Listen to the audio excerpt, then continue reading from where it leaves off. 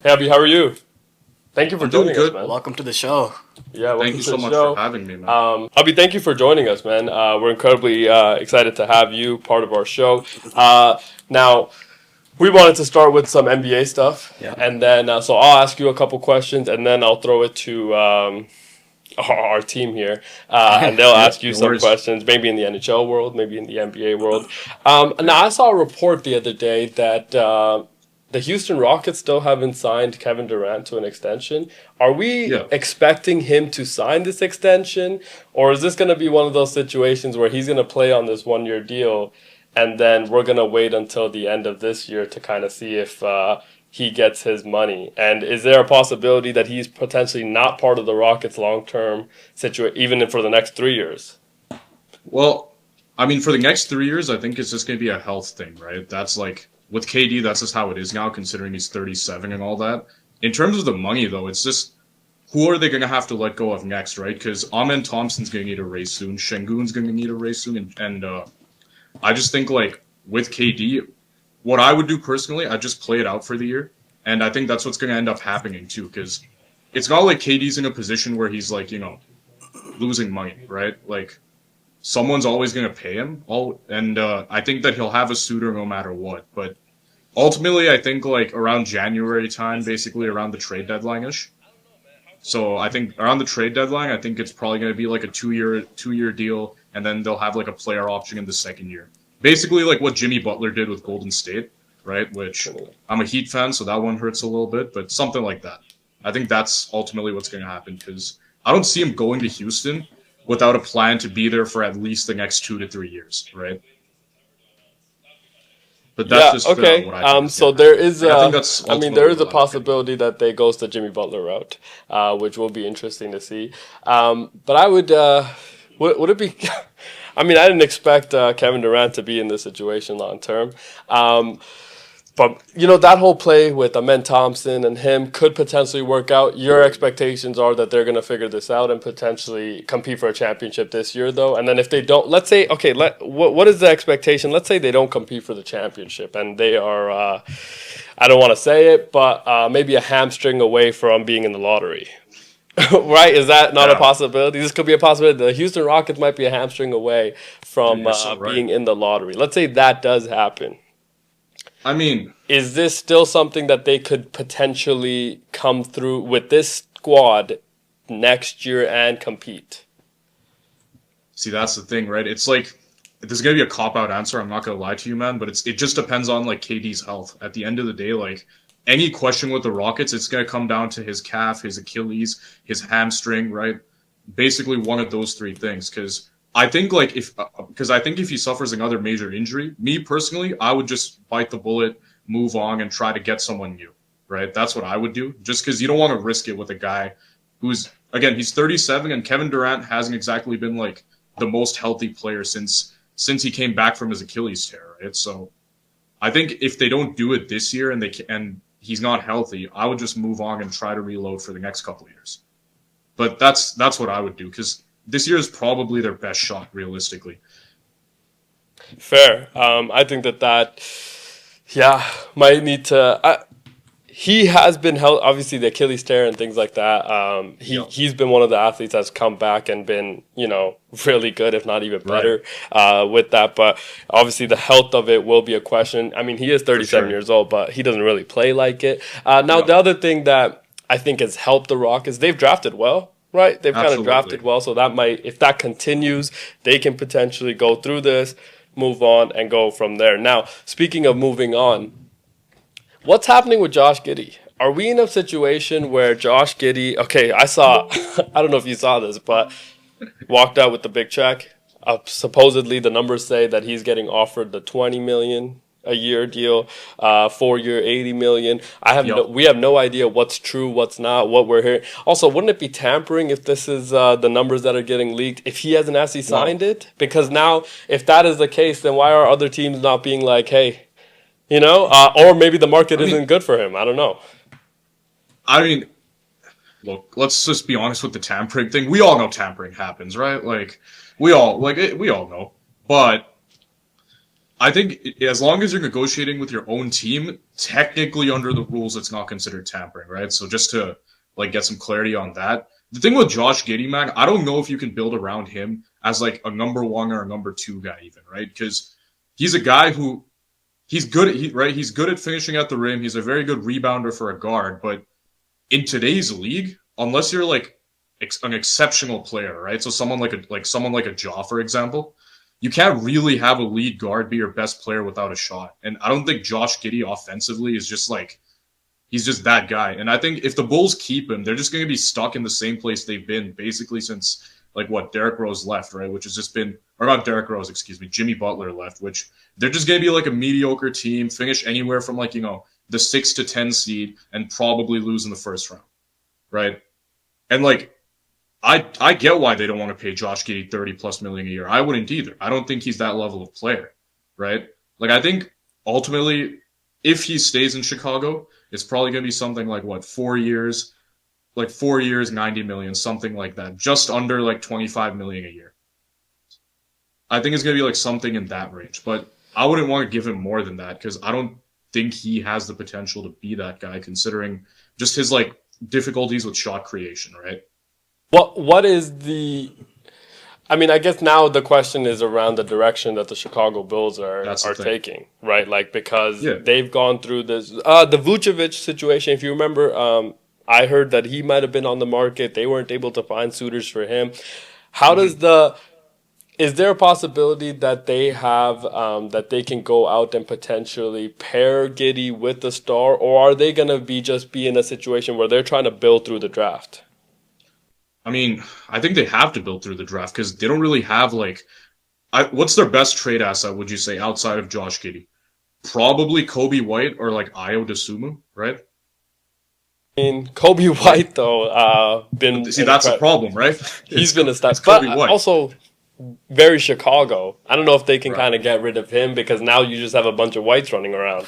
And I'm not sure if that's the direction. I mean, I'm just saying. I don't know if that's the direction. Also, Derrick Rose, retirement jersey happening this year as well for Chicago. I wanted to see kind of it never really made sense how DeRozan goes to Sacramento, right? And then also Zach LaVine goes to Sacramento. It's like, well, I thought if this didn't work in the East, how is this gonna work in the How is this supposed to work in the West? And like, I get the Sabonis. So the only change you kind of made was Sabonis for Vucevic, and like, was that substantial enough? We're still waiting to see. No, I guess now that we're talking about Sacramento. Yeah. And now that I guess we're talking about Sacramento, one of the lingering things that we have.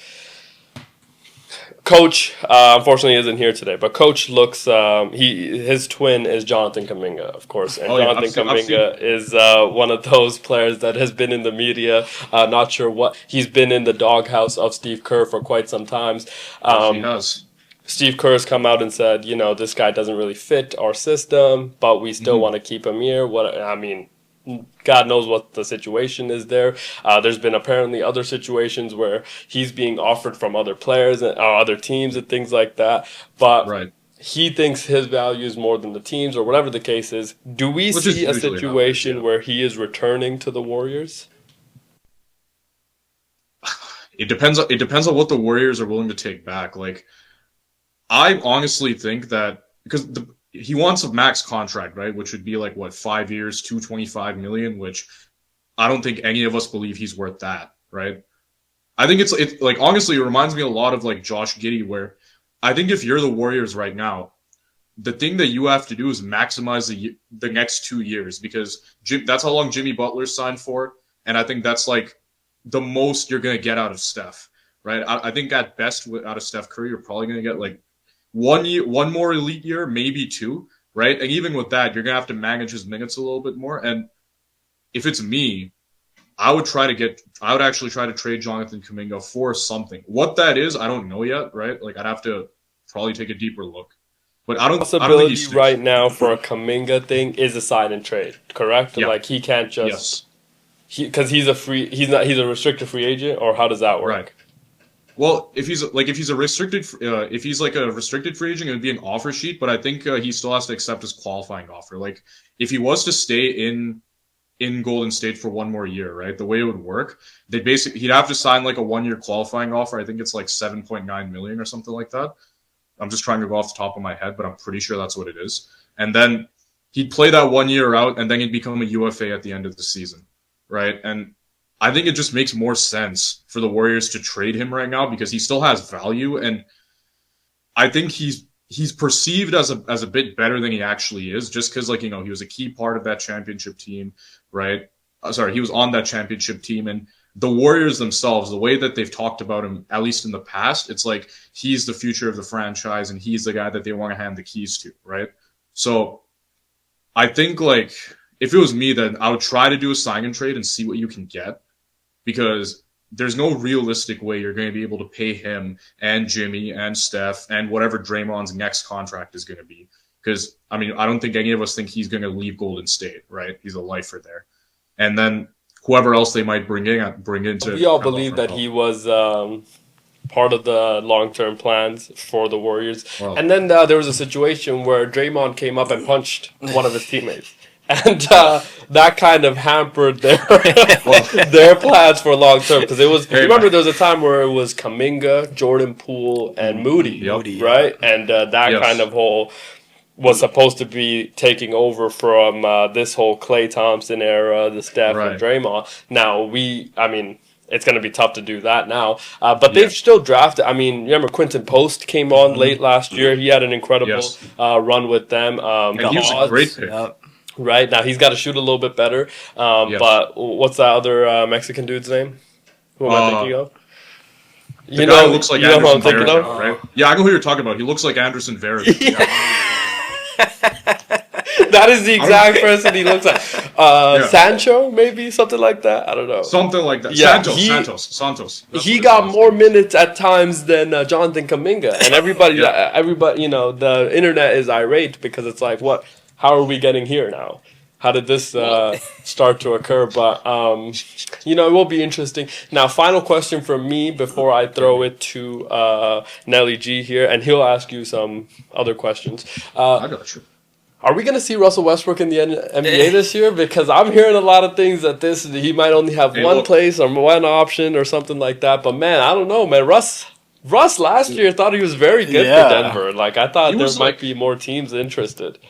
I mean, the thing with Russell Westbrook, right? Like, look, I'll be honest. I've never been a Russ guy, right? It's just, I think, my problem with Russ is that you have to play to his strengths. Otherwise, he just doesn't fit on a team, right? He's not, like, really the type of guy who can kind of change his game to mold around a team. And even with Denver, like, yes, he was little bit better off ball, sure. But, dude, there were some games where he single-handedly lost them. And, I mean, no, we know how it is with Russell Westbrook, right? He'll make a game-saving block, and then he'll shoot it into the seventh row.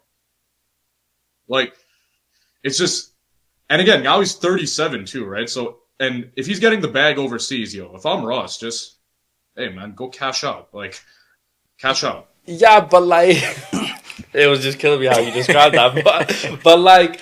He provided, some Energizer Bunny. I feel like off the bench, I feel like he can have a role off the bench. And you're telling me there's not a space for that in the modern NBA? It's like, I don't know. I do think that him not having the elite ability to shoot does change kind of that whole mindset. But, like, I mean, still, it can give you really good minutes and spot. Look, man, I don't know about you guys, but I've seen a lot of players in the NBA that get minutes that I'm watching, and it's like, what are we even? how is this guy? How is this guy getting a run? I'm a Miami Heat fan. I don't know if it's clear on the camera. It is. Believe me, watching my team this year was like basketball torture, dude. I completely understand. But you got Khalil Ware. Yeah. We also have the sin known as Terry Rozier, but Fair. That's a whole situation on its own. Yeah.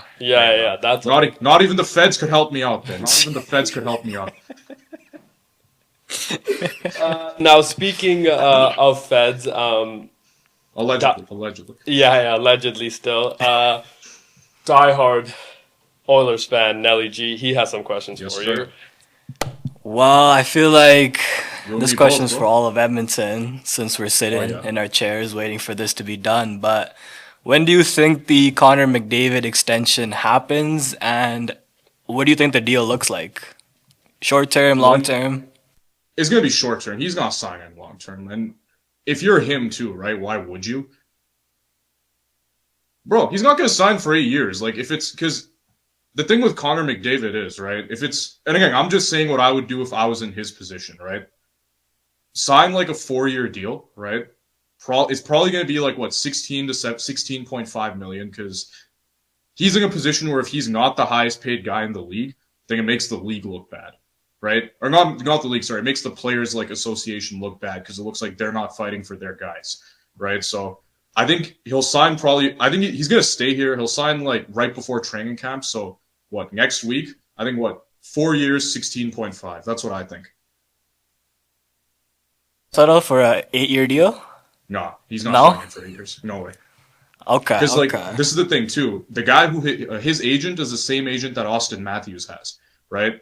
So when Austin Matthews and the Leafs did their negotiations, Matthews he asked for 3 years. The Leafs asked for 5 years, and they ended up on 4. I think it's the same thing here. And realistically, like let's be honest, is there really a negotiation here? Fair. Like, Fair. like With which side would though? well, with the Oilers, Whose brother. side is it? Well, I feel like he wants to do a short-term deal just Right. to put some pressure on the organization since And he should. I 'Cause- can't say like they failed him, but to a certain well, Ken extent they Holland kind of did. but that's a different conversation. Yeah, that's a whole different conversation there. The Yeah, Tyler but Rangers are we live and die by Yes, what sir. Connor is kind of thinking right now. Of He'll course, stick. because can't He'll lose stick. can't lose that. You know, No, our team isn't the same without him. Yeah, I can't remember where it is in the city. They put that whole huge '97. Oh, Yeah. really? Yeah, I haven't It seen was like that. right Yeah, when you you haven't crossed the seen I haven't bridge. seen Yeah. that. Dude, sometimes I'll be driving, I'll get out my car and I'll touch it just for Oh, good luck. yeah. Yeah. Good luck, charm Connor McDavid. Now, if we lose that, it's gonna be very tough for it's- Edmontonians to kind of telling you look there's at gonna the be Oilers riots, the though. same. I also think, but man, 4 years still, I feel like is a good period to have right No, now and- with what you've tried to build. Yeah. We'll still have him in Goaltending. his prime as well. But yeah, goaltending. Do you think we will have a new starting goaltender for game one of the playoffs? See, here's the problem. Like, I think we have a new backup. I don't think Stuart Skinner's going to leave. I don't think they trade Stuart Skinner, right? Because unless there's like a significant enough upgrade out there, right? Which is essentially a top 10 goalie, right? Because if you look at all of Stuart Skinner's stats, this guy's literally like the most mediocre goalie you can get. And like, I don't mean that in a bad way, right? Like, bro, so you guys know what expected goals is, right? You know what his expected goals in the playoffs was? Exactly 0, which means he let in the exact amount of shot goals he was expected to. Like, he's an average goalie. They just need something a little bit better, right? Like, me personally, I would have tried to go after Jake Allen in free agency, right? Because I think he's a guy who he doesn't have to be a permanent starter, but they can kind of share the role a little bit, like they do in Toronto with what's his name, Anthony Stolarz and Joseph Wall, right? Just again, not to their level, obviously, but just two guys who are kind of decent, and that's all they really need, kind of decent. Like, if Stuart Skinner just plays how he does, not even like specifically against Dallas, just like how he did last year in the playoffs, they're fine, right? Because I don't think they lost that Game 7 because of him, right? And it's not like he was bad in the finals either. It's just he can't be your like savior, and he can't be the only guy you depend on. But I think upgrade on Calvin Pickard, bro. He's a 33-year-old guy who was in the AHL 2 years ago. Upgrade on that. Beer league goalies is what we have been hearing a lot of. Yes. Now, do you see a situation where the Oilers are going to? I mean, are we in the market for a goaltender, or are we going to Yes. run this back? Like, I don't know what we aren't hearing enough about what the rumor mill is saying in terms of the Oilers actually target, and now, or is it a situation where we're just waiting for the Connor deal, and then we're gonna try and kind of improve that side of the roster? I think that's what it is. Like, because with the Connor deal, that's basically like besides goaltending, I mean, they kind of accomplished everything else they've wanted to already, right? They got rid of a lot of the older guys who, I'll be honest, I think besides Connor Brown, all of those losses were fine. Like, do you really want to be paying like 40-plus-year-old Corey Perry $2 million, right? And then again, John Klingberg going to San Jose for like 3.5 mil. They can't afford that. It's just, I think the Connor deal, once that gets done, they'll probably like try a little bit more. I feel like they're probably going to sign someone like Ilya Samsonov, right? Who was like the backup in Vegas last year. I think he'll be on like a PTO, and then just guys like that essentially. And there's been like rumors going around for Sebastian Cossa too. He's one of the I think he was picked like 15th or 16th overall by Detroit a couple of years ago. He's like a local Edmonton guy, and he has pretty decent numbers in the minors. So I think like he's another one that they're targeting. There's another name I'd actually like to throw out there. He just got Hit me. cleared yesterday from the NHL and NHLPA player assistant program, but Connor Alright. Ingram. What are your thoughts on him? Do you think he could potentially get signed to a PTO? Would he fit here next to Skinner and be the answer for the 1A, 1B tandem? I'd give him a shot. What do they have to lose, right? Like, because again, as long as he's better than Calvin Pickard, which he was when he was healthy, right? Like, I know Vemelko was like the main starter in Utah, but if you look at last year was like a down season for Ingram. Obviously, like he had stuff going on, right? Because why else would he be in the player assistance program? But if you look at 2 years ago, he actually had pretty decent numbers, right? On a terrible like Coyotes team, and give him a shot. What do you have to lose? Because again, if he's better than Calvin Pickard and if he's the backup, at least you have a guy you can kind of rely on a little bit more to win you games, right? Skinner too. Who knows? Exactly. And if he is better than Skinner, then you have a guy who can kind of push him for the role. Like, I feel like the biggest problem for Stuart Skinner, it's just as inconsistent as he is, who's going to challenge him, right? To be that starter. Like, we all know Calvin Pickard's not that guy, right? So I think that's like the Career biggest thing. HL journeyman. I mean, hey, if it wasn't for him though, we probably would have been bounced out the first round last year. Oh yeah, 100%. Like, shout out to him for everything he did, bro. But realistically, you're going to need better than that. We haven't had great luck with hometown goalies, of course, No. with Stuart Skinner. I want to ask, Hit me. Texas hockey, of course, dumpster fire. We don't like Texas hockey. Right. Texas basketball, still very good. Texas football, very good. But Texas hockey. Yeah. Mikko Rantanen still getting fined? Is that still a thing? Hey man, if I was him, I might get suited and booted up. But is he losing $1 million? What is the I think it's like situation there? six figures. I want to say like $99 US. Yeah. Oh, it's Like not that 99K No, US. it's like, I don't know. I think with Dallas, bro, it's just Miko's not going anywhere. He's signed for 8 years, right? He ain't going nowhere. I mean, hey, why would you leave Dallas, bro? You're living in a tax-free place, warm weather all the time, right? And like, as a former resident of the city, I'll say it's pretty nice. But I think if they trade anybody, it's probably Jason Robertson, and they're probably going to trade for like a right-handed defenseman, right? Just because if you look at their decor, bro, it's Heiskanen and Harley are nice. After that, though, it's kind of trash. Cody Ceci, former other Cody Ceci in their top four Yeah. in the playoffs Whoa. last year, Yeah. Yo, which definitely isn't a recipe for success. quick aside, nobody. What is your kind of early inclinations for how it's going to play? Like, do you expect a third time to be Florida versus Edmonton? Is there another team? And how did, the Mitch Marner situation going from Toronto to Vegas, how does Toronto look and how does Vegas look? Sorry, I asked you more than one question there. No, I you're will good. let you take it however you want to. No, you're good. You're good. I mean, let's just do Mitch Marner first, right? I think for Vegas, is it a really good signing? Yes, right. And he basically takes like Victor Olofsson's spot in their top six. So, and it's an obvious upgrade there. The thing that Vegas lacks, though, it's not really what Marner brings, right? The thing they lack is goal scoring finishers. Like, if you look at their leading goal scorers last year, I think it was Dora Fayev with 35, and then second was Tomas Hertl with 31, right? Realistic, like they didn't have a single player who scored 40 goals, and we saw it against the Oilers too, right? None of their top players scored a single goal in that series. So Mitch Marner doesn't really help in that regard, but I think the hope that Vegas has is that with Marner there, they can kind of put the playmaking, they can kind of give him most of the playmaking and free up Jack Eichel to actually use his shot, right? And free up, like, Tomas Hertl to be more a focal point on that end. Same thing with someone like a Dorofeyev, too, who's going to get better because he's only like 23, 24. So in terms of like the standings, right, in the West with Vegas's improvements, it's going to be the same, bro. Vegas will probably win the division. The Oilers will get second because I feel like they're going to play trash for like the first couple of weeks of the season, do really well until like January, fall off a little bit like right after the All-Star break, and then like be like 50-50 going into the playoffs. That's usually what ends up happening. So I think it's going to be the same. It's just that third spot though, because I don't think LA makes it into the playoffs this year. So, Whoa. You don't like what Ken Holland has done there? oh, Uncle Kenny, man, this guy. Wait, you don't like LA? I feel like they have started to build something now.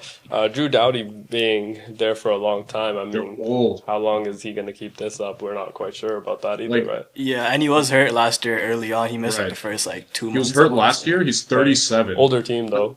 That's the thing with the Kings, right? They doubled down. They bought in a bunch of guys who are older and slower when the rest of the league is getting fast, right?